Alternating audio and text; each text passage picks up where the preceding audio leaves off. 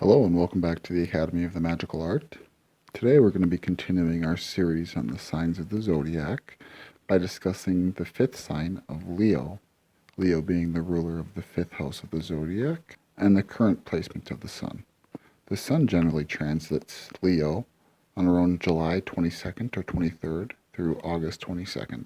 Its element is fire. It is a fixed sign. Its ruler is the Sun. Its detriment is Saturn in ancient astrology and Uranus in modern astrology. Its exaltation is in Pluto, and its fall is in Mercury. The mythology of the constellation of Leo is based on the Nemean lion, which Hercules was assigned to kill during his 12 labors that he had to complete. This lion was a beast that was said to have impenetrable skin and terrorized the land around it, killing all who ventured near it. Not only was it more fierce and stronger and larger than any other lion, but its skin, its hide, was impervious to metal, stone, wood, or any other thing that any man could bring at it to defeat it. Because of this, Hercules could not use a weapon to kill this lion. Instead, he had to wrestle with it and kill it with his bare hands. He then removed the pelts and wore it as a cloak. Leo rules the heart, the upper back, and the spine of a person, and a person bearing this as their sun sign is generally attributed as being courageous, generous, very loyal, very protective to not only to themselves but those around them, very honest and very kind. However, on a bad day, they could be considered to be arrogant or sloppy, even cold-hearted, jealous or aggressive, oftentimes because of their fierce determination once they have their mind set on a goal. Leos are very oftentimes noted for their hair or their obsession with their hair, much like a lion is very proud of their mane.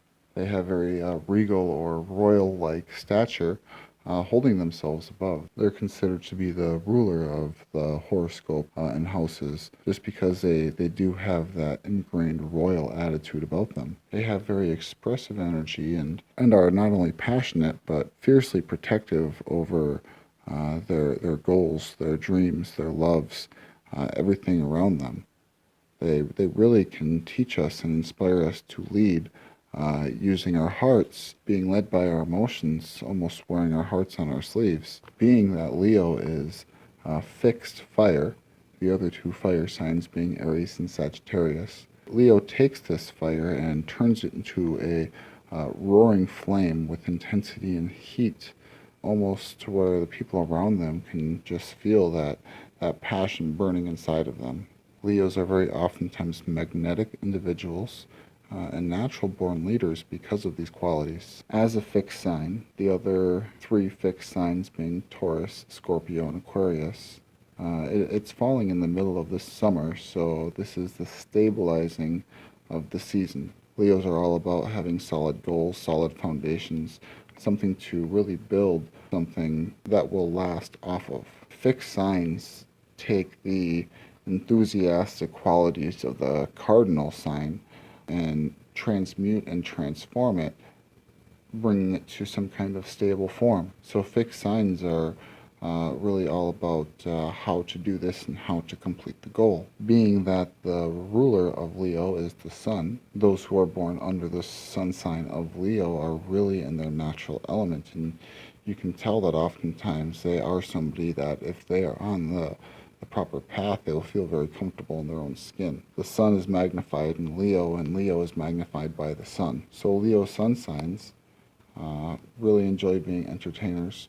They really enjoy that spotlight and the attention being on them. They are very warm-hearted and authentic individuals, and they can really lend great strength and courageousness and motivate those around them, especially in situations of adversity or hardship. Rather than running away from an obstacle, they are one who will approach it head on, figuring out how to solve it, get over it, really dominating that struggle. Take note that in the last 20 years, two of our presidents, Barack Obama and Bill Clinton, both have the Leo sun sign. The fifth house is referred to as the house of pleasure and fame. So when we look at a moon sign, the moon sign really describes a person's emotional, instinctive, and intuitive energies. It's their innate reactions, which really makes up a large part of how a person ticks. It's the things that make people feel comfortable and secure. It really reveals a person's emotional makeup. So we see the sun describing a person's uh, projective qualities, the things that they learn to develop and the things that they become. The moon describes the things that already make you who you are. So when we see a moon in Leo, we really see a dramatic but very generous and fun-loving individual. There's an ingrained need to approach life from a place of enjoyment and experience, being able to express themselves and truly be who they are. Leo being a fire sign, it really describes a person with a lot of spirit and a lot of inspiration and passion.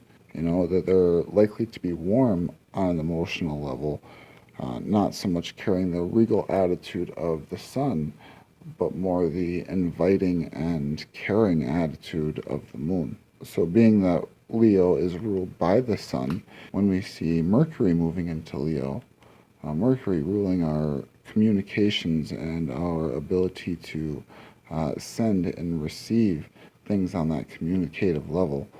Mercury in Leo really speaks with authority and individualized style. Some people may come across as being aloof or as know-it-alls, but really they just want to be able to express that which that they have collected and share it with the people around them. That they have a talent for seeing things from many different perspectives and angles. Again, Leo having the qualities of the sun, taking the sun's illuminative qualities into communicative things. Also, Mercury ruling knowledge and the attainment of wisdom and lessons and learning and growth from an intellectual standpoint. We see Leo bring the sun's qualities into that, revealing a lot more light on anything that somebody really wants to digest. They take a lot of pride in their beliefs and tend to be a little bit idealistic. A person with their Mercury in Leo will have a good intellect and they will like to express it however they can. Creativity will be very important, so they will probably excel in presenting themselves from a creative standpoint, being a little bit eclectic. When we see Leo and Venus, and when we see Venus in Leo, Venus ruling the love and relationships, Leo Venuses will really like to put their relationships and their partnerships on display. They will like to speak about them and brag about them and really project the love that they're feeling onto those around them. They can be very demanding of a partner because they will feel the need to be courted and feeling special and doted on and really wooed and swayed through these romantic gestures. But they will be really loyal and they will be really good at taking care of their pride, being their family. That's a natural state for them to have this family and steward over it with love and compassion. So although you might see a lot of high expectations in having a partner with their Venus and Leo, it will also be very rewarding. They will have a high sex drive, they will have a high need for intimacy, but even more so, they will have a need for love. That they will need to have that attention and that affection displayed in all areas of life rather than just in the bedroom. When we see Mars in Leo, we see an individual who really wants to create a lot of significant change. They would like to utilize that active aspect of Mars with the solar aspects of Leo and really put it to good use. They're very strong-willed, oftentimes stubborn, but very willing to take the next step, even if it is a big step or a risk, to get something done. Again, they will have this large personal magnetism to them, so they'll be able to draw and expel large amounts of energy, especially when it's focused and driven by a cause that they believe in. They might be a little bit impatient and have a very, very low tolerance for dishonesty, disloyalty, or narrow-mindedness. These individuals are all about expansion. They'll be very idealistic, and their ego will be very important to them. although they do follow their heart and will take pride in everything that they do and everything that they put their hands on, they will have just as much hurt if something goes wrong. You know, this is a perfect example of the higher a bar is set, the farther it falls when it's not reached. So they'll take any failure personally. However, it's important to keep in mind that most of life's biggest successes are after life's largest failures. You know, they will be intellectual, they will have to take an intellectual approach to solve some problems, and are very practical individuals. They'll be confident and self-sufficient and will have noticeable vitality throughout the course of their life. When we see Jupiter in Leo, Jupiter being the great expander, Jupiter in Leo will be a very lucky individual. They'll be very generous. They will have a lot of abundance and they will have a lot of overflow, and they are happy to spill it onto those around them.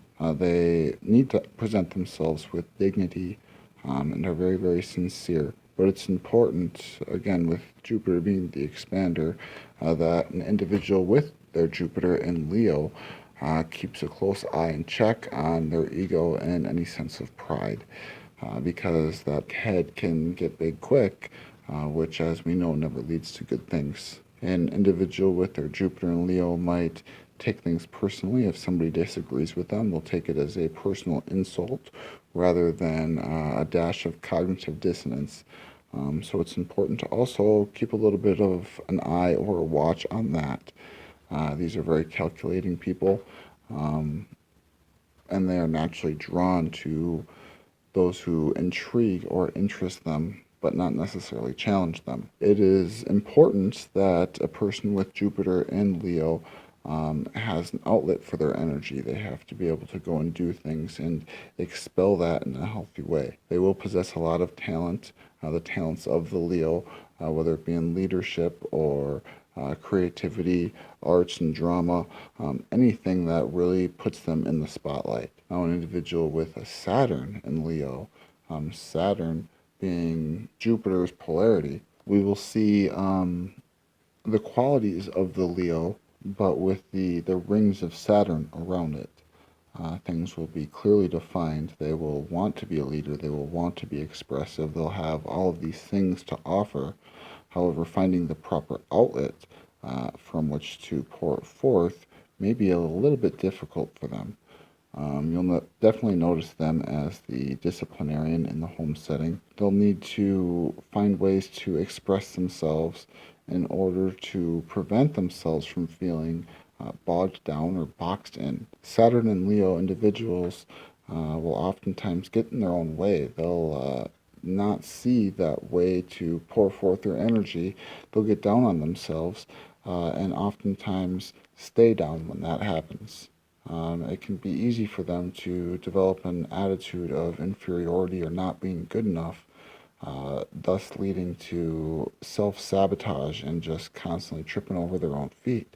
So it's important that they keep these thoughts in check. We know that thought and our mental state manifests into a reality around us. So in keeping these thoughts in check, they can make it through and be very, very productive, successful, abundant people. But it's going to be those mental blocks that they're going to have to get through to get there. The discipline of Saturn. When we see Uranus in Leo, Uranus being one of the spiritual signs, one of the independent signs, that attitude of I want to break free and make my own way, we'll see an individual who is determined and passionate, but possibly a little bit impatient or rebellious. They may not necessarily have a whole lot of care for old traditions because they want to make a new way and be that trailblazer and really find themselves by walking down their path on their own.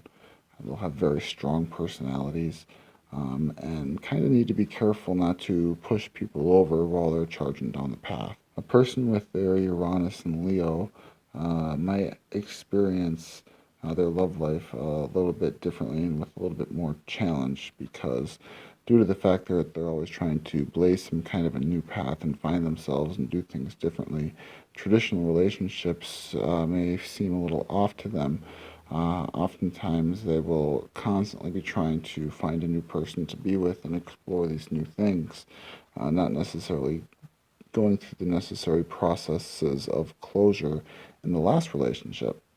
Courtship will usually be fun and exciting, but once they get bored, they want to move on, and their partner might not necessarily be in that same place. These individuals definitely want to be distinguished and noticed and set apart in anything that they do, wanting to be known for something and known for who they are and what they bring to the table.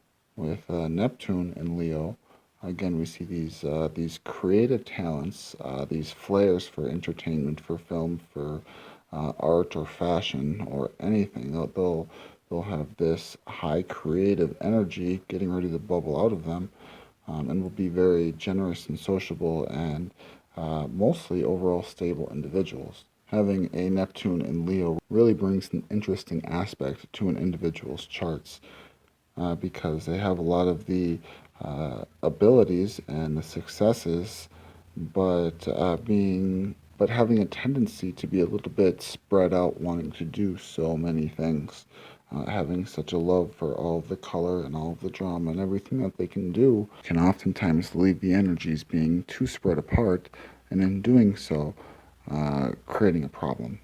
Pluto and Leo. Pluto was last in Leo in 1956, and will very often find themselves in situations where they have to take some kind of action to challenge themselves and conquer the next thing. This is what helps this generation of people grow. It will always be about renovating and taking over leadership and helping other people to decide who they are and define themselves. Well, these individuals define themselves in the process. It would be beneficial for this generation of people to be able to detach themselves a little bit from their goals, so that they can get perspective on why they are personally doing things, what their motives are, and constantly keeping themselves in check. Without doing so, it can oftentimes be easy to miss something, being so fixated on what they're wanting to do that they miss an important piece of the puzzle along the way. A couple people that were in this generation of individuals that had their Pluto in Leo would be Bill Gates, Harrison Ford. Bill Clinton also had his Pluto in Leo, and Elton John. All of these individuals were big spotlighters, but definitely had some troubles to overcome along the way. I want to thank you for joining with me again today at the Academy of the Magical Art. Stay tuned for our next video on Virgo. Until next time, blessed be.